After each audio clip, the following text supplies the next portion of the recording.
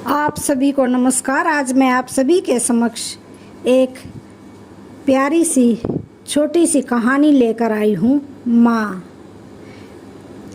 एक बार एक राजा के महल में एक व्यापारी दो गायों को लेकर आया।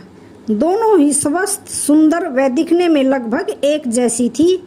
व्यापारी ने राजा से कहा, महाराज, ये दोनों गायें माँ बेटी हैं, परंतु मुझे यह नहीं पता कि दोनों में से माँ कौन है और बेटी कौन है।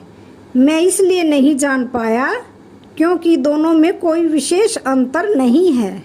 मैंने अनेक स्थानों पर लोगों से यह पूछा, किंतु किसी ने भी इन दोनों में माँ बेटी की पहचान नहीं कर पाया। बाद में मुझसे किसी ने यह बताया कि आपका बुजुर्ग मंत्री बेहद कुशाग्र बुद्धि का है और यहाँ पर मुझे अवश्य ही मेरे प्रश्न का उत्तर मिल जाएगा, इसलिए मैं यहाँ पर चला आया। कृपया करके मेरी समस्या का समाधान कीजिए। यह सुनकर सभी दरबारी मंत्री की ओर देखने लगे। मंत्री अपने स्थान से उठकर गायों की ओर गया।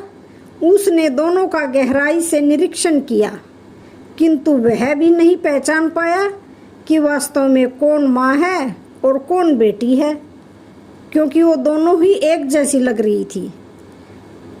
अब मंत्री बड़ी दुविधा में फंस गया। उसने राजा से माँ बेटी की पहचान करने के लिए एक दिन का समय मांगा। घर आने पर वह बेहद परेशान रहा। उसकी पत्नी इस बात को समझ गई। उसने जब मंत्री से परेशानी का कारण पूछा तो उसने सारी बात बता दी। यह सुनकर उसकी बुद्धिमान पत्नी बोली, अरे बस इतनी सी बात है, यह तो मैं भी बता सकती हूँ। अगले दिन मंत्री अपनी पत्नी को वहाँ अपने साथ लेकर गया जहाँ गायें बंधी हुई थी। मंत्री की पत्नी ने दोनों गायों के आगे अच्छा भोजन रखा। कुछ ही देर बाद उसने माँ व बेटी में अंतर बता दिया। लोग हैरान रह गए। राजा ने पूछा कि उसने कैसे पहचाना कि कौन माँ है इसमें और कौन बेटी है। तो मंत्री की पत्नी बोली, पहली गाय जल्दी जल्दी खाने के बाद दूसरी गाय के भोजन में मुंह मारने लगी और दूसरी वाली ने पहली वाली के लिए अपना भोजन छोड़ दिया।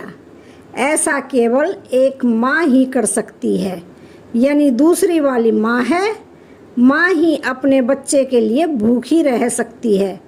माँ में ही त्याग, करुणा, वात्सल्य, प्रेम, ममता सभी गुण विद्यमान होते हैं। इस दुनिया में माँ से महान कोई भी नहीं है। माँ के चरणों में भगवान को भी झुकना पड़ता है। माँ ममता का सागर नहीं बल्कि महासागर है। तो आज की कहानी का यहीं पर समापन होता है। वीडियो अच्छी लगे तो चैनल को लाइक, शेयर, सब्सक्राइब जरूर करें। धन्यवाद।